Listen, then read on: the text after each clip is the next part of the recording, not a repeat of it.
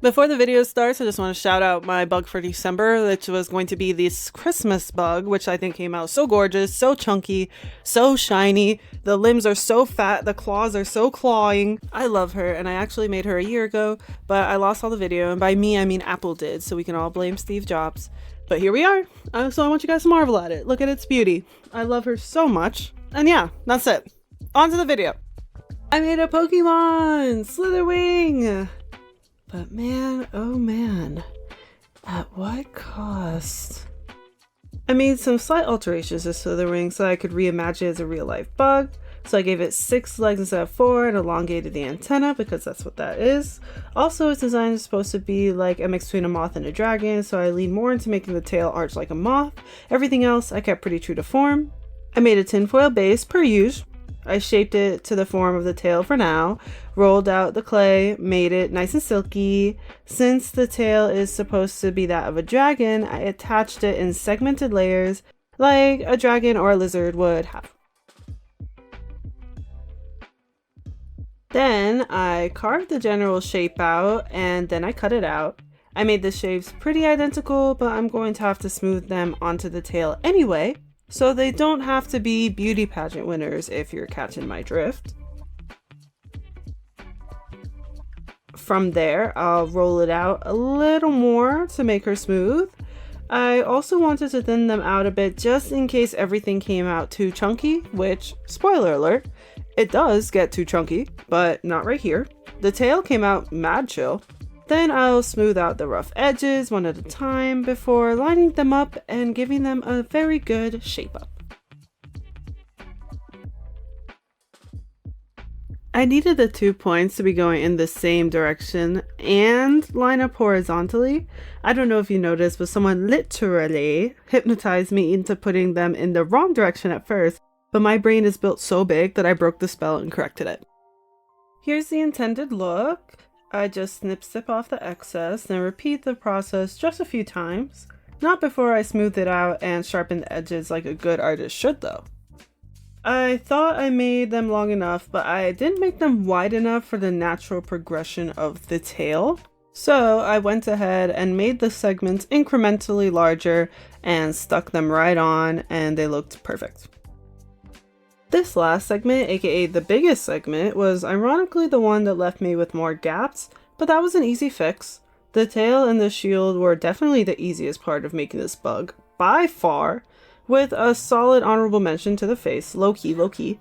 But as you can see from here, I fill in the gaps, did one more pass with my tool to sharpen the edges, and then I baked the bug for the first time. The first of many times. I've never baked a bug as many times as I baked this one, and it even inspired me to keep score, which you will see here. This is the shield I mentioned 14.37 seconds ago. I made it using essentially the same layering method I used for the tail. Slitherwing apparently slithers around like a snake with legs, but after doing exactly 7 seconds of research, I was not able to find proof of this, so don't come at me if it's not true. Besides that, it does battle by standing up on its 2 hind legs and exposing its shielded belly and its fluffy middle part, which I just peeped when making this video. I forgot to give it the middle part.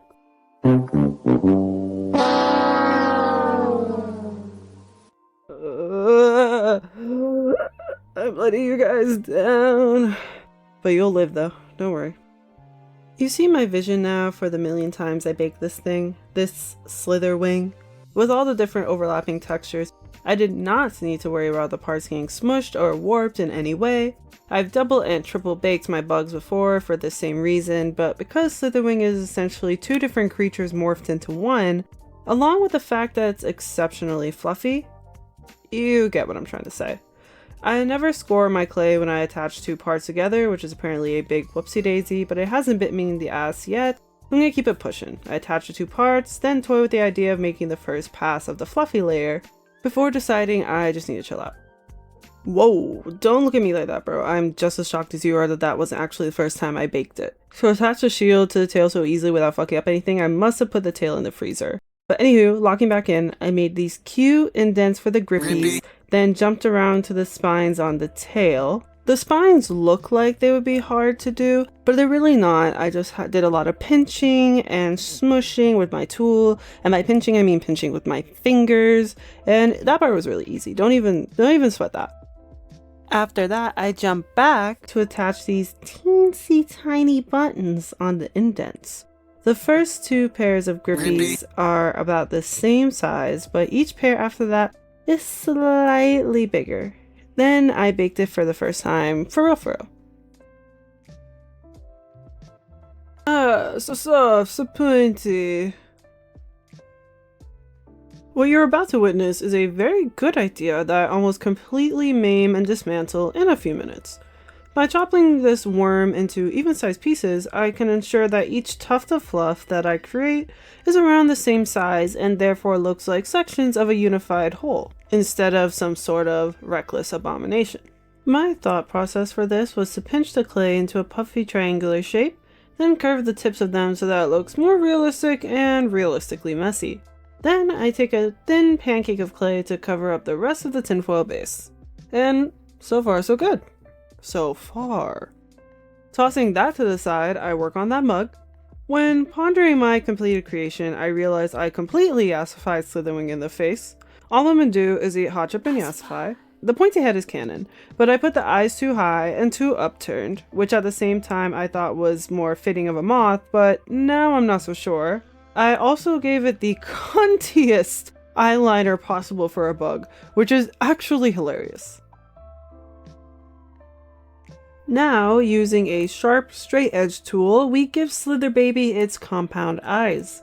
Apparently, in Pokémon lore, compound eyes raise the ability bearer's accuracy by 30%, which means something to somebody. Some of these weren't as pinched as I would have liked, so I quickly fixed that and move on to adding a ton of texture. Using a slice tool that isn't sharp, let's start the texture off by adding fur lines that slope nicely. Next, pull out that nice scrapey tool to do some scraping.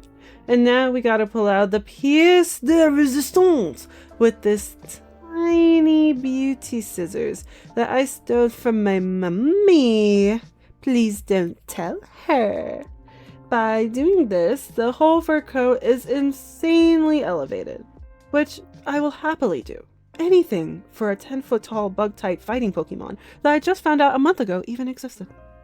The legs look so adorable like this, almost like paws or something, but also unsettling. I like that. Anywho, I use the same process here for this as I did before for that. So that it can stand, let's put in the wires. Then I baked it. For the astute scholars watching, you may notice that I completely ripped apart the top half, exposing the tinfoil again, and even ripped off a bunch of the fluffy bits, all because the top half of the Slither Baby was huge and too round, so it didn't have any space for the head or the wings.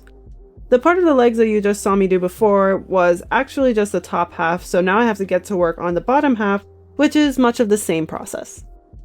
It's around here that Mama started to need a blunt, but I kept it trucking and tried to be resourceful even by just crazy gluing this salvaged hunk on. Place your bets to see if it stayed. And yes, I baked the head alone when I baked the other part. Fuck, man, finally onto the wings, but oh my god, this part was so ass! Not the actual making of the wings themselves, that was regular, but I'm getting war flashbacks, bro. Catch me with a 1,000-yard stare with this shit. But anywho, as I was saying, it started off cool. I made a wing stencil. Fine. I made that shit symmetrical. Fine. I rolled out the clay. Fine. I carved it out on my work iPad. Fine. Which is something none of you are going to snitch on me for, by the way. Okay, I smooshed out the edges and boom. Beautiful. I added the diamonds. Beautiful. And everything was fine for now. Back to this baked ass head. I tried attaching the antenna with just good vibes alone, but that wasn't gonna work. So I rubbed a teensy bit of clay onto the head just so that the antenna had something to stick to, and that worked perfectly fine. The last thing I do is just add some notches onto the antenna, which Slitherwing has, and then it was back into the oven to bake once again. First issue with the wings, they're too round. Whatever, I can just clip them and shove them on in there. With the first two installations baked, I can finish off the legs, which I do by making a soft cone and wrapping a little slinky around it. You see the difference? The left looks like it's coming out of the fur, while the right looks unnatural like a sock or a shoe instead of a leg. I do that 6 times, and then we're all set. Next, we have the third installment of the head. I smoosh a teensy bit of clay, same as before, then stick on this little shape I made. I made the rest off camera for some reason, then baked the clay for the 4th, maybe 5th time. Let me pause here to explain myself. I made the wings completely flat by default, like I would for a typical moth's wings, but I quickly realized my error, which was that Slitherwing's wings are curved to the point that they wrap around it like a flower during battle. So I placed the wings in the oven for about 5 minutes just to warm them up, then enlisted the help of my grandma to hold them in this kind of cupped position so that they would bend, and it actually worked. The next issue is that I completely forgot to texturize the wings at all. At the time, I was almost in denial about it, saying that it could still work completely smooth, but I accepted that, to me at least, that would throw off the harmony of the entire thing, so I had to add the texture. I crudely tear and rip the clay so that it adheres to the dried and baked clay better. Then off camera, I smoothed the sides and began texturing it. I kept the strokes going in one direction instead of haphazardly like I did for Slitherwing's fur coat. Then I smoothed the diamonds out with my not as sharp edged tool because I correctly thought that it would be a cool contrast. This was a good-ish idea, a minute slay of an idea. I tried imprinting the diamonds onto the second wing so that they would be symmetrical with the first wing, and it kinda worked, but it was off-center just a little bit, so I had to fix it. Like magic, freshly molded clay appears that's soft and just perfect for me to firmly nestle the head onto. From there, I'm almost done, finally. I just have to bake it the second to last time with everything firmly in place. All you see me doing here is just anchoring the wings with some clay, which I'm going to cover up with freshly sculpted fluff or feathers anyway. But the wings were too heavy, so they fell off and broke. Fix it with crazy glue, which is my go-to, and because I'm a baller and ballers never stay down, I just got back to work. I started adding the new clay and I started clipping it, and then I just went in with the mindset of making slots for the wings so that they could slide into, and then just baking it without the wings and hoping to God that it works, which it did. And it looks gorgeous. I do a test just to make sure they both actually do fit, and then I hot glue them in one at a time. Slitherwing's 2 wings are actually supposed to be 6 separate wings, but knowing what I know now, making these into 6 different wings would have given me an aneurysm. With the form finally done, I can move on to the paint job, which is Neanderthalically simple compared to the form, since a Pokemon is basically just solid colors. There's a patch of black clay there because I ran out of white clay, and just improvised because I just really wanted to finish. Usually an entire bug from start to finish takes me around 3 or 4 business days, but making the form alone for this bug took me about 4 business days. And I have a job!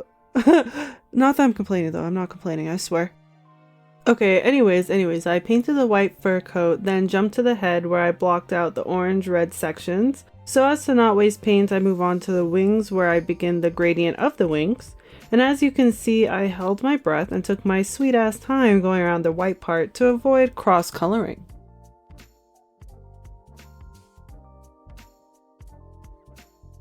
I make this soft pastel yellow as the base for the eyes. If you've been following me for a hot minute, you may know that the fine details are my favorite part of any paint job. So I had a blast working on the eyes before going back over to the wings to continue on the gradient, which I continued using a true orange, then a tangerine, before finishing off with a golden yellow. I eat a gradient up every single time. According to the internet, one of Slitherwing's sickest abilities is photosynthesis, which means that its most proficient stat gets boosted when it's standing in harsh sunlight, which I'm going to assume goes hand in hand, at least aesthetically, with this blazingly sunny color scheme for the wings. Moving on, I primed the diamonds before going in with that gorgeous lime color that I love, even though it takes me 7 coats to get it solid without streaks, which I know I use only cheap paint. I can admit that, I'm big enough to admit that. But even the cheap paint usually takes me like 3 coats to get solid, you know, maybe 4. This one, I don't know what was going on with the lime, but it was tweaking. Either way, came out cute though. The next color in this solid color palette is going to be this blue purple color that starts off blue, but gets more purple with more layers. According to the internet, this portion of Slitherwing's body is supposed to be a navy blue, but I personally see more purple. Looking at the different photos of Slitherwing, I can see how this would turn into a lengthy debate. A debate in which all of the intellectuals would say it's a blend of both, but definitely more purple than blue. Let me know what you think in the comments. Let me know if you're wrong in the comments. I knew it'd be a challenge to get to the back of the head and the back of the antenna, and I was so scared of accidentally getting paint on the wings, so I saran wrapped them before diving right in. But even then, I was so scared trying to get back there. But the saran wrap came in clutch. It really did its job, and I highly recommend. See? More purple as the layers go on. I dabbed some on each of the feeties before going in with a smaller brush to weave around the white parts. Then I mixed just a teensy dab of black onto the leftover of the purple blue so I can add shading to the shield belly. Onto the eyes, I'm just placing it. Whoa! Whoa! Whoa! Ah! Whew. Okay, crisis averted. Just wipe that off, and then I just add a little bit of a darker yellow on top of the pale yellow just so that it adds some depth, which I think looks really nice and gives Slitherwing a good lifelike look to its eyes rather than a soulless blank look. Okay, we're almost done. I've completed the top half and now we can move on to the bottom half, starting with Slither Baby's beautiful teal color. We've moved on from the feet already, but did you know apparently Slitherwing has claws? Which is hilarious considering its feet are just pointy nubs, so is it multiple little claws or a single big claw like a toenail? I guess we'll never know. Using a darker green, I shade the tail the same way I shaded the shield, and as you can see, it makes a huge difference. Lastly, I just add the lime green to the spines, then add the purple blue to the spot. I read online that the spots are supposed to be black, but whoever wrote that must have been tweaking, so I'm not doing that. Before I go, just remember that this is a bug type Pokemon, bro, so please do not harass me in the comments about making more Pokemon in the future, because you will not be seeing Pikachu on this channel in this lifetime. Anywho, that's it. Thank you.